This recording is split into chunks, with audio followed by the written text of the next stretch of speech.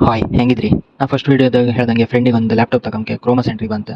So laptop ಅಲ್ಲಕ ಅಂತ laptop ಲನೋವ್ laptop ಇಷ್ಟ ಇದ್ದಿತ್ತು. ಸೊ ಅದನ್ನ ಬುಕ್ ಮಾಡಿಕಿ ಮತ್ತು ಸೀದತ್ಕ ಮನೆ ಬಂದೆ. ಹೊಸ ಅದಿತ್ತು ಸ್ವಲ್ಪ ಉಣ್ಕಂಡು ಮಧ್ಯಾಹ್ನ ಊಟ ಮಾಡ್ಲಾದಕ್ಕೆ ದೋಸೆ ಇದ್ದಿತ್ತು ತಿನ್ಕೊಂಡು ಸೀದತ್ಕ ಕಮರ್ಷಿಯಲ್ ಹೊರಟೆ ಅಲ್ಲಿಂದ.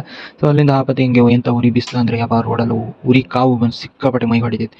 ಮತ್ತು ಅದನ್ನೆಲ್ಲ ಮುಗಿಸ್ಕೊಂಡು ಹಾಗೆ ಆಪತ್ತಿಗೆ ನಮ್ಮ ಕೋಣೆಯಲ್ಲೂ ರೈಲ್ವೆ ಸ್ಟೇಷನ್ ಇತ್ತು ಮೂಡ್ಲಕಟ್ಟೆಲ್ಲ. ಸೊ ಅದೊಂದು ರೈಲ್ವೆ ಬ್ರಿಡ್ಜ್ ಸಿಕ್ತು. ರೈಲ್ವೆ ಬ್ರಿಡ್ಜನ್ನು ಕಂಡ್ಕೊಂಡು ಹಾಗೆ ಸೀದಾ ಮುಂದೆ ಹೋಗ್ತಾ ಇದ್ದೆ.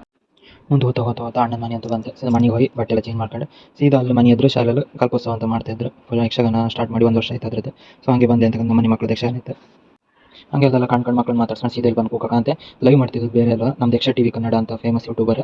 ಸೊ ಅವ್ರದ್ದು ಲೈವ್ ಆತಿತ್ತು. ಹಂಗೆ ಅವ್ರನ್ನ ಮಾತಾಡ್ಸ್ಕೊಂಡು ಸ್ವಲ್ಪ ಯಕ್ಷಗಾನ ಎಲ್ಲ ಕಂಡ್ಕೊಂಡು ನಾನು ಸ್ವಲ್ಪ ಎಲ್ಲ ವೀಡಿಯೋ ಎಲ್ಲ ಮಾಡ್ಕೊಂಡು ಅವ್ರ ಹತ್ರ ಸ್ವಲ್ಪ ಸಜೆಷನ್ ಎಲ್ಲ ತಗೊಂಡು ಮತ್ತು ಕಡೆಗೆ ಹಿಂಗೆ ಹಿಂತಿರುಗಿ ಕಾಂತೆ ಫುಲ್ ಜನ ಸೇರಿದ್ರು. ಕುರ್ಚಿ ಎಲ್ಲ ಫುಲ್ ಆಯ್ಕೊಂಡಿದ್ದೆ. ಸುಮಾರು ಜನ ನಿಂತ್ಕೊಂಡಿದ್ದೀರಾ. ಹಾಗೆ ಕಡೆಗೆ ಈಜಿಗೆ ಸ್ಟೇಜ್ ಪ್ರೋಗ್ರಾಮು ಸ್ಟಾರ್ಟ್ ಆಯಿತು.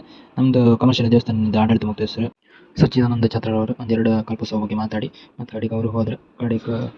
ಕಡೆಗೆ ಕಮರ್ಷಿಯಲ್ ಊರಲ್ಲೇ ಯಕ್ಷ ಕಲಾವಿದರದ್ದು ಹುಟ್ಟುರ ಸನ್ಮಾನ ಮಾಡಿರೋ ಅವರಿಗೆಲ್ಲ. ಸೊ ಅದೆಲ್ಲ ಕಂಡ್ಕೊಂಡು ಅಷ್ಟೊತ್ತಿಗೆ ಗುರುರಾಜ್ ಗಂಟೋಡಿ ಅವರು ಬಂದರು ಶಾಸಕರು. ಸೊ ಅವ್ರನ್ನೆಲ್ಲ ಕಂಡ್ಕೊಂಡು ಕಡೆಗೆ ಹಿಂಗೆ ಸ್ವಲ್ಪ ಯಕ್ಷಗಾನ ಕಂಡ್ಕೊಂಡು ಎಲ್ಲ ಮುಗಿಸ್ಕೊಂಡು ಮನೆ ಗಂಟೆ 2 ಐದಿತ್ತು ಮಾರ ಕಾಣಿ ಯಕ್ಷಗಾನ ಸ್ವಲ್ಪ ವೀಡಿಯೋ ಕ್ಲಿಪ್ಸ್ ಎಲ್ಲ ಹಾಕ್ತೆ ಕಾಣಿ. ನಮ್ಮ ಮನೆಗೆ ಕಂತೇನು ಬೆಳಗ್ಗೆ ಡ್ಯೂಟಿ ಬೈಕ್ ಹಂಗಾಗಿ. ಸೊ ಎಲ್ಲರಿಗೂ ಗುಡ್ ನೈಟ್ ಬೈ. ಈ ವಿಡಿಯೋ ಇಷ್ಟ ಲೈಕ್ ಮಾಡಿ ಶೇರ್ ಮಾಡಿ ಕಮೆಂಟ್ ಮಾಡಿ ಸಪೋರ್ಟ್ ಮಾಡ್ತಾರೆ. 30 ದಿನ ಅಂತ ವೀಡಿಯೋ ಮಾಡ್ಕೊ ಹಂಗೆ ಆಯ್ತಾ. ಟಾಟಾ ಬೈ ಬಾಯ್. ಸಿಕ್ಕು ಮತ್ತೆ.